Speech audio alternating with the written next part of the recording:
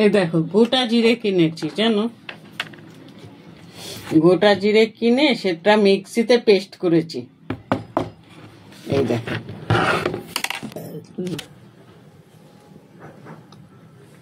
এই দেখো মিক্সিতে গুঁড়ো করে রেখেছি গোটা জিরে। ভালো করেছি না বলো? কেন করেছি জানো? খোলা এমনি গুঁড়ো জিরে খেয়ে ভাবলাম না কিনে তার চেয়ে গোটা জিরে কিনে মিক্সি যখন আছে গুঁড়ো করে নেই, তাহলে ঝোলটা খেতেও ভালো লাগবে।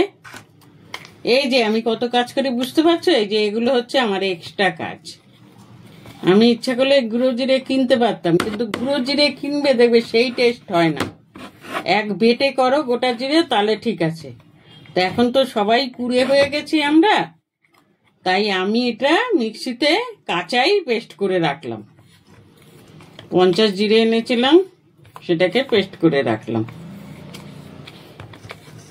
ভালো হয়েছে না বলো? জিরেটা খুব সুন্দর গুঁড়ো হয়েছে জানো।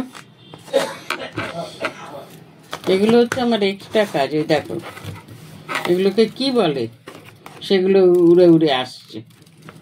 যাই হোক, এবার তো আবার বিকেলে রান্না করতে হবে। কি রান্না করব দেখাচ্ছি। এই দেখো আজকে গোলা রুটি করবো জানো। আমার আজকে তরকারি করতে ইচ্ছা করছে না, তরকারি সত্যি কথা বলি খেতেও ইচ্ছা করছে না। ওই জন্য বিকেলবেলা যখন হাঁটতে বেরিয়েছি আমি এই ময়দাটা ভিজিয়ে রেখেছিলাম।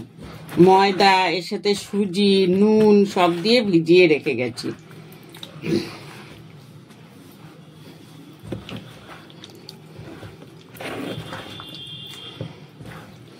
ময়দাটা ভালো করে না মাখলে হবে না।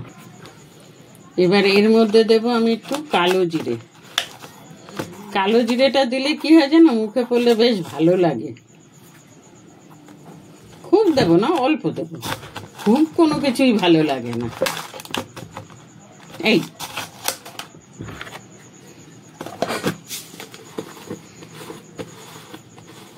মেখে তোমাদের দেখাচ্ছি।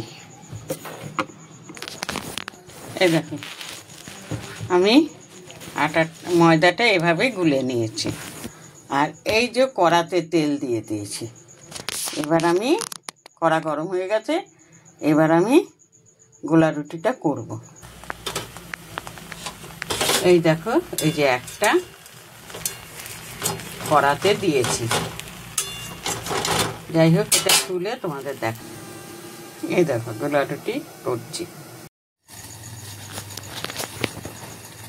এই যে রাতের খাবার করে নিলাম। কি বন্ধুরা, রাতের খাবারটা কি খারাপ হবে বলো?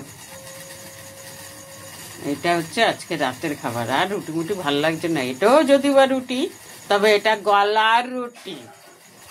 আর এই যে চা বসিয়েছি। শীতকাল পড়েছে, সিস্টেম পাল্টে গেছে। এখন স্টিলের গ্লাসে চা নিয়েছি, আর এই যে নিয়েছি বিস্কুট। একটু জল খাই, তারপরে চাটা খাই। তোমাদের চা খাওয়া হয়ে গেছে? আমি রোজই টিফিন করে তারপরে চা করি।